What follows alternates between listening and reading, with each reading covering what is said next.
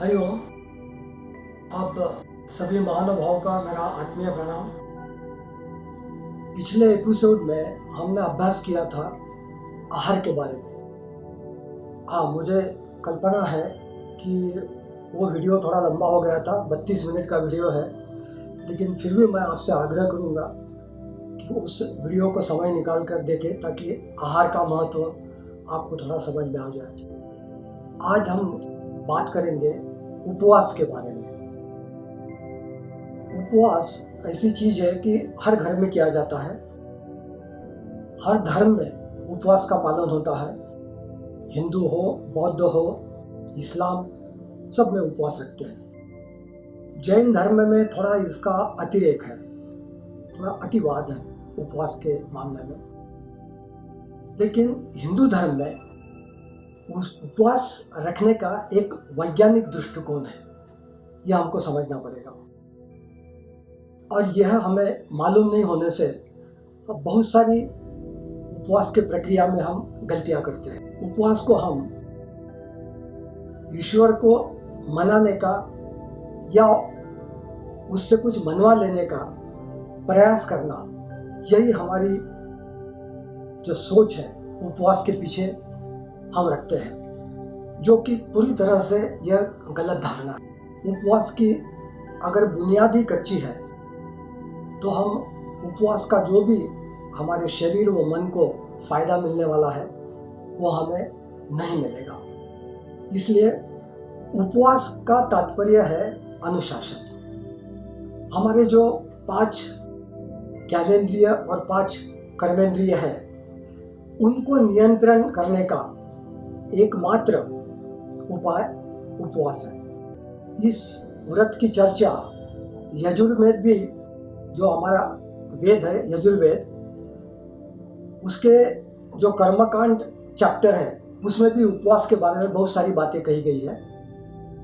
लेकिन मेरे हिसाब से उपवास यह कोई कर्मकांड मात्र नहीं है। गीता के अनुसार हमारा जीवन, हमारी कार्यशैली, हमारा भोजन जो भी हम सेवन करते हैं रोज, वो 3 बातों पर निर्भर करता है। एक सत्व, रजस व तमस। सात्विक दृष्टि का जो व्यक्ति होता है वो हमेशा अच्छी सोच रखता है,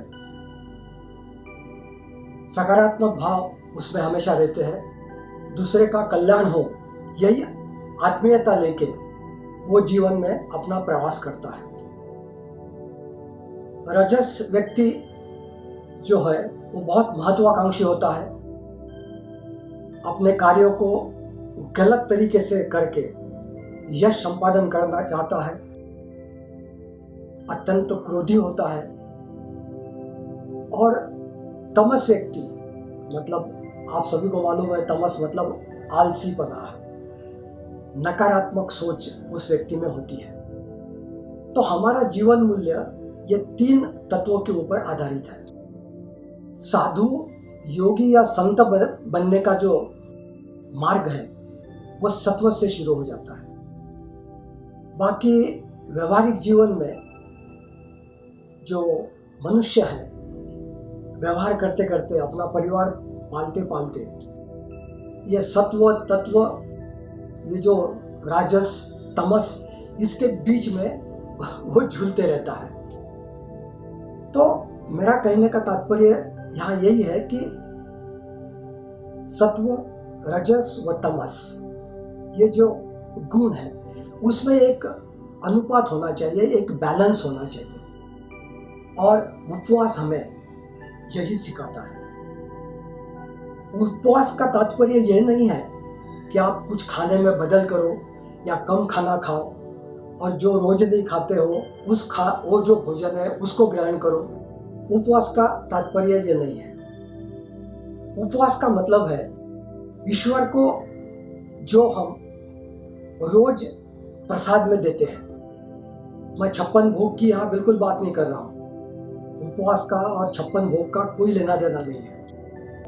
हम भगवान को 3 बातें रोज अर्पित करते हैं, और नहीं करते तो करना चाहिए। एक है जल, एक है दूध और एक है फल। ये 3 बातें रोज हमको भगवान को अर्पित करना चाहिए। उपवास करने वाले को भी इस बात का ध्यान रखना चाहिए कि उपवास के दिन वो भी केवल जल, एक फल और दूध का ही ग्रहण करें। अन्य किसी भी प्रकार का भोजन उपवास के दिन वो नहीं करें। उपवास करने से एक हमारे जो मन है और शरीर है उसमें एक संतुलन हम प्रस्थापित करते हैं। नहीं तो हमने देखा है उपवास जिस दिन होता है उस दिन हमारा हजमा खराब हो जाता है, क्योंकि हम ऐसी ऐसी चीज़ें खाते हैं। मैं आपको एग्जाम्पल के लिए बताता हूँ कि वो साबूदाना की खिचड़ी हो या स्वीट पोटैटो हो, भगर हो, और पता नहीं आजकल तो उपवास की कचौरियाँ भी मिलने लगी है। तो उपवास का अगर ये सब चीज़ें खाने से है तो मुझे लगता है कि वो ईश्वर आपको कभी प्रसन्न नहीं होगा। हमको सिर्फ ये 3 ही बातों का ध्यान रखना चाहिए उपवास के दिन, और इसी को ग्रहण करना चाहिए। हमको हमारे शरीर और मन में एक संतुलन कायम करता है। उपवास के दिन हमको और एक बात का ध्यान रखना है। उस दिन सुबह उठ के पूजा अर्चना होने के बाद आपको थोड़ा ध्यान करना चाहिए, और वो जो आपके जो 24 घंटे तो नहीं कहूँगा मैं, एक 16-17 घंटे उस दिन के आपको किसी अच्छे काम में लगाना चाहिए। भले आप ऑफिस में काम करते हो, भले आपके दुकान में आप जाते हो, तो वहाँ आप व्यवहार करते समय इस बात का आपको ध्यान रखना है कि किसी की आत्मा आपके बोलने से नहीं दुखे, किसी को चोट पहुंचाने का काम आप उस दिन आपको नहीं करना है, और उस दिन मन को प्रसन्न रखना है। चिड़चिड़ापन आपके कम से कम उस दिन तो भी आपके स्वभाव में होना नहीं चाहिए। ये एक संकल्प है। अगर आपने सोचा कि हफ्ते में एक बार मैं उपवास करूंगा तो ये बातें मुझे अंगीकारनी है, तो ये आप जरूर कर सकते हैं, और ये करने के बाद ही आपका जो उपवास है वो सफल होगा। क्योंकि उपवास से हमारे शरीर को भूखा रखना नहीं है। उपवास करने से एक प्रकार की ऊर्जा आप में आ जाती है, आध्यात्मिक ऊर्जा आ जाती है। आप कुछ अलग सोचते हो उस दिन के लिए, तो भी एक आध्यात्मिक सोच के तरफ आप जाते हो। उपवास ये उसका एक माध्यम है। तो हर एक को उपवास करना चाहिए, और उपवास में इसी चीज का आपको ग्रहण करना चाहिए। मैं आपको एक उदाहरण के लिए बताता हूँ। संन्यास लेने के बाद अर्ली स्टेज में स्वामी माता मंत्रतारा सरस्वती और मैं नवरात्रि के दिन माहौरगढ़ गए थे। आपको मालूम है रेणुका देवी का मंदिर है माहौर में, महाराष्ट्र के नांदेड़ जिले में वो आता है, और वो महाराष्ट्र में जो 3.5 शक्तिपीठ है उसमें का है वो पूर्ण शक्तिपीठ है। एक पहाड़ पर वो मंदिर स्थित है। तो नवरात्रि को माताजी के साथ मैं वहाँ 10 दिन रहा हूँ। ऊपर रहने की इच्छा थी, लेकिन पानी की कमी थी ऊपर पहाड़ के ऊपर मंदिर के पास। तो पानी की समस्या होने से हम नीचे ही उस गांव में, हमने एक विश्राम गृह में, वहाँ हमको वहाँ उसने रूम दिया था, तो वहाँ विश्राम गृह में रुके थे। मैं तो उपवास नहीं करता हूँ, लेकिन माताजी जो है मंत्रतारा जी, वो 9 दिन इसी प्रकार का उपवास करती थी। मतलब उन्होंने 10 साल तक नवरात्रि का उपवास किया है। सुबह वो एक केला खाती थी, थोड़ा सा दूध आधा कप लेती थी, शाम को फिर एक केला और आधा कप दूध और जल लेना दिन भर। ऐसा बिना अन्न के उन्होंने 9 दिन नवरात्रि का उपवास किया, और ऐसा उन्होंने 10 साल किया। अभी हेल्थ के वजह से उन्होंने उपवास छोड़ दिया है। और मैं क्या करता था, जब वहाँ रेणुका माता के उस माहौल में था मैं, क्योंकि मुझसे उपवास नहीं होता है, तो मैंने किसी एक ब्राह्मण के घर जाके, पुजारी थे, उनको एक अनुरोध किया था कि भाई एक टाइम का भोजन आप मुझे आपके घर से दे दीजिए, बिल्कुल 2 चपाती, थोड़ी दाल, थोड़ी सब्जी और इतना सा चावल। तो वो भला व्यक्ति हमारे विश्राम गृह में वो एक टिफिन लेके आता था। तो सुबह मैं 1 कप चाय प्याली पीता था, चाय की प्याली देता था सुबह, और वो भोजन 11 साढ़े 11 बजे कर लेता था। और शाम को कुछ नहीं लेना, माताजी के साथ एक केला खा लेता था। अच्छा, उपवास का ये भी क्रम है, ऐसा नहीं हो कि सुबह आप 2-4 केले खा लो, शाम को 2-4 एप्पल खा लो, ऐसा नहीं है। अगर सुबह केला खाया तो रात को भी एक ही केला खाना है। दूसरे दिन अगर आपने एप्पल खाया सुबह तो रात को भी आपको एप्पल ही खाना है, वो भी एक, उसकी मात्रा भी ज़्यादा नहीं होनी चाहिए। यह शास्त्रों में कहाँ है अगर आपको सही उपवास करना है तो मैं उस समय माहौर में क्या करता था, सुबह 4:30 बजे उठ के नहा धो के मैं बिना चप्पल पहने नंगे पाँव वो 3.5 किलोमीटर का पहाड़ चढ़ता था। वो आरती में शामिल होता था, रेणुका माता के दर्शन करता था और 3-3.5 किलोमीटर नीचे उतर के अपने विश्राम गृह में आता था।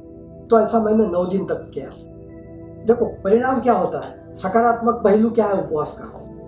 और वो जो उपवास के समय और नवरात्रि के समय जो प्रवाह मंडल उत्पन्न होता है और दिन भर आप उसी सोच में रहते हो, आध्यात्मिक सोच में, तो आप में एक ट्रांसफॉर्मेशन चालू हो जाता है, आपको पता भी नहीं चलता। फिर मैंने सोचा कि अगर मैं 9 दिन तक बिना चप्पल जूते के चल सकता हूँ तो क्यों नहीं मैं चप्पल पहनना छोड़ दूँ। और मैंने कम से कम 5 साल तक बिना चप्पल से योग शिविर लेने के लिए पूरे भारतवर्ष में भ्रमण किया। लेकिन उसके बाद डॉक्टर के कहने से फिर से मैंने चप्पल तो नहीं लेकिन शूज पहनना शुरू कर दिया। तो नवरात्रि का उपवास हो या हफ्ते भी 1 दिन का उपवास हो, अगर उसको आप सही तरीके से करो तो ईश्वर भी आपसे प्रसन्न हो जाएंगे, आपका मन संतुलित रहेगा, एक आध्यात्मिक भाव आप में पैदा हो जाएगा, क्योंकि उस दिन आपने संकल्प किया है कि अच्छा रहना है, किसी को गाली गलौज नहीं करना है, चिड़चिड़ापन नहीं करना है, हमें किसी भी प्रकार की किसी का आत्मा को चोट नहीं पहुंचाना है। और हो सके तो उस दिन कोई सत्संग अटेंड कर लो, साधु संत के संपर्क में उस दिन अगर आप आ जाओ या मंदिर में जाके बैठ जाओ, आधा घंटा वहाँ मेडिटेशन करो, तो आपका वो दिन बाकी 6 दिनों से कुछ अलग होगा। और उपवास का यही तात्पर्य है, इसी को उपवास कहते हैं। तो मुझे आशा है कि मैंने जो आपको बातें कही है उसका थोड़ा सा अगर आप अनुसरण करेंगे तो उपवास जिसे कहते हैं उसको आप ठीक ढंग से कर पाओगे और उसका एक आनंद आपको अलग तरीके से आएगा। यही मेरा आज के दिन आपको कहना है। आप स्वस्थ रहें, अच्छे रहें। नमो नारायण।